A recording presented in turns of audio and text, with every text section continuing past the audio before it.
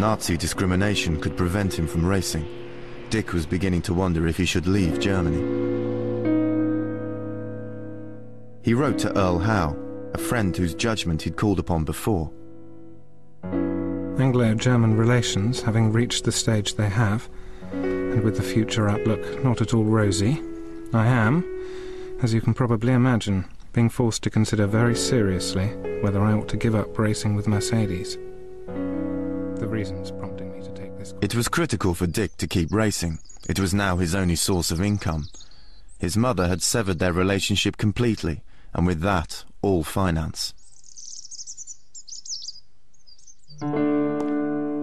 Towards the end of June, Dick and Erica arrived at Spa in Belgium for the Grand Prix.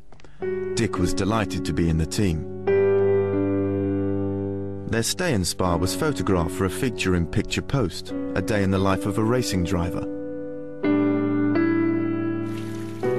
June the 25th, the day of the Grand Prix, was cloudy and wet. Dick appeared relaxed before the Picture Post photographer. He had much to feel relaxed about. He'd achieved everything he'd always wanted. But there was a price. Driving for the fatherland was becoming untenable. The clouds that surrounded him spelled danger. And the words from Earl Howe underlined that. In reply to your difficult problem, the general consensus of opinion seems to be that if you can stick it, it would be very much better for you to stay where you are and continue to drive for Mercedes. On the other hand, it is of course possible that things might take a turn for the worse, and of course there is always the awful possibility of war in the background. As to this, you must be the judge. But I do not suppose that you would want to stay in a concentration camp any more than I would. Dick and Erica had lunch together before the race. Dick was looking forward to it.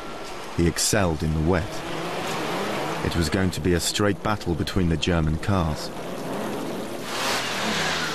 Dick was a solitary British racing driver at the wheel of a German car. A racing driver who knew it was time to be leaving.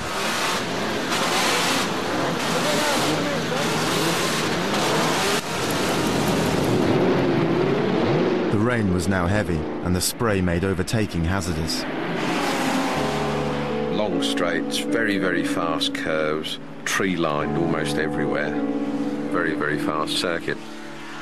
That 1939 Belgian Grand Prix saw the skies completely leaden with endless torrential rain. And the road was in a very, very slippery state. Dick had been in the second row on the grid. He was soon in 5th place, and by lap 8 he was up to 4th.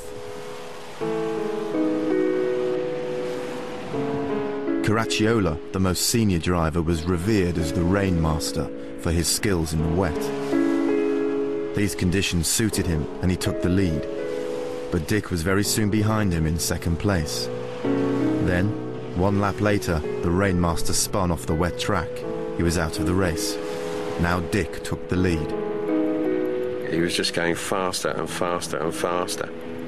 And he was doing it better, more effectively, more efficiently and faster than any man in the world. And he was in that little bubble of achievement. Here was another Grand Prix for the taking, just laps away, and he was determined to win. He had always been determined from his earliest days. He had fought his family's expectations.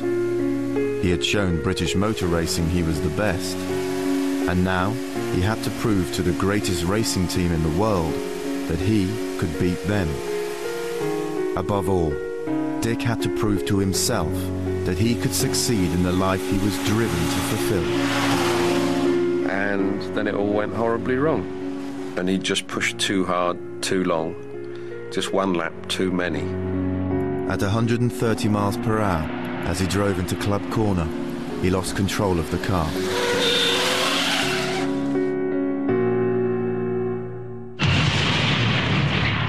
The car hit the trees, effectively broke in 2 around the tree, ruptured the fuel system in the car, which gushed fuel laden with acetone into the cockpit and it ignited.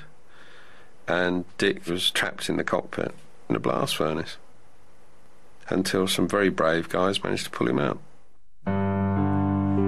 Severely burned, Dick was pulled from the wreckage and rushed to hospital.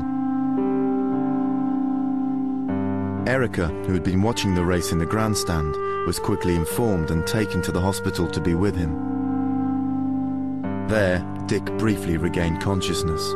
He explained that he had wanted to show that Caracciola was not the only rainmaster. He was a very good competitor, and Mercedes-Benz, irrespective of the political side, wouldn't have had him unless he was a goer. They were out to win. I think that no one must ever underestimate the situation in teams.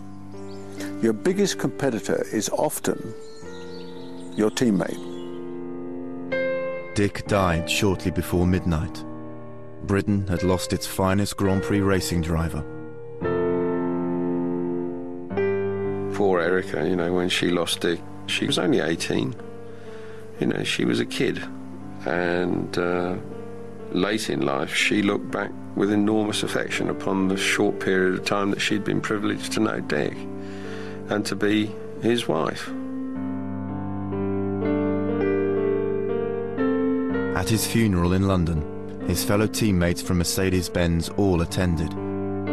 The largest wreath was made of white lilies and measured 6 feet across.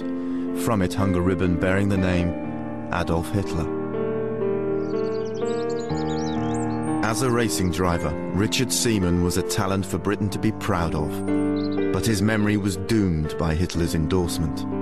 Instead of being remembered as a hero, his story has lain forgotten, buried beneath the carnage of the Second World War.